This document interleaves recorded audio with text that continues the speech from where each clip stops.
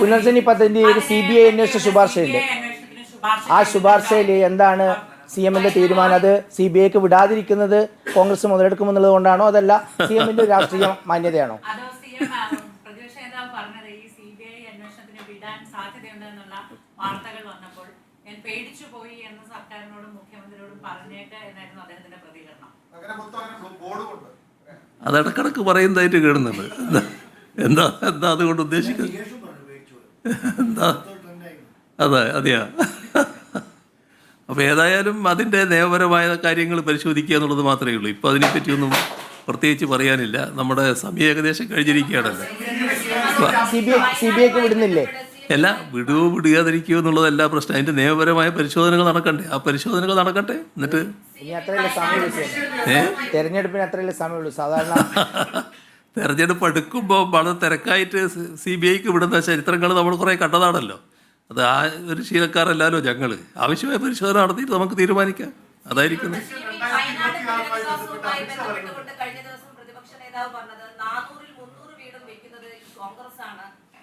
അതാണ് മനസ്സിലാക്കേണ്ടത്. അതോടൊപ്പം തന്നെ സർക്കാർ നിലവിൽ ദുരിതബാധിതർക്ക് വാടക പോലും നൽകുന്നില്ല എന്നാണ്.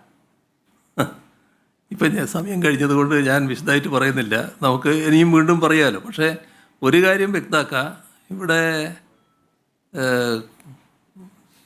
കോൺഗ്രസിൻ്റേതായി ഏതെങ്കിലും വീടുകൾ പണിയാൻ ആരംഭിച്ചു എന്നുള്ളത് ഇതേവരെ ശ്രദ്ധയിൽപ്പെട്ടിട്ടില്ല. അത് ഉണ്ടെങ്കിൽ അദ്ദേഹം പറയുന്നത് നല്ലതാണ്. കർണാടക സർക്കാർ മാത്രമല്ല, നിരവധി സംസ്ഥാന സർക്കാരുകൾ, തമിഴ്നാട്, ആന്ധ്ര, അങ്ങനെയുള്ള വിവിധ സർക്കാരുകൾ നമുക്ക് ഫണ്ട് നൽകിയിട്ടുണ്ട്. അത് അവിടെയുള്ള പുനരധിവാസത്തിന് വേണ്ടി ഉപയോഗിക്കാനുള്ളതാണ്. അതെല്ലാം സംസ്ഥാന സർക്കാരുകൾ ചെയ്യുന്നതാണ്. അതിലേതെങ്കിലും ഒരു സർക്കാർ കോൺഗ്രസ് നേതൃത്വത്തിലുള്ളതാണ് എന്നുള്ളത് കൊണ്ട് കോൺഗ്രസ് പാർട്ടിയുടെ ഫണ്ടായിട്ട് അതിനെ കണക്കാക്കാൻ പറ്റില്ല. അത് സംസ്ഥാനം തരുന്ന ഫണ്ടായിട്ട് മാത്രമേ കണക്കാക്കാൻ പറ്റൂ.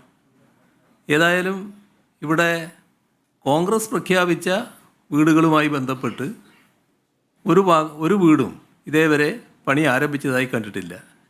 യൂത്ത് കോൺഗ്രസും ഉടനെ പ്രാവർത്തികമാക്കുമെന്ന് പറഞ്ഞിരുന്നു. അതും ഇതേവരെ കണ്ടിട്ടില്ല.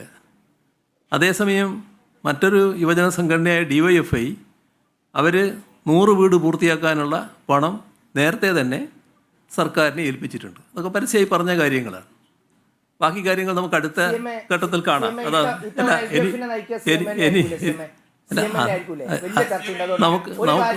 നമുക്ക് എല്ലാ കാര്യങ്ങളും അടുത്ത തവണ എടുക്കാം.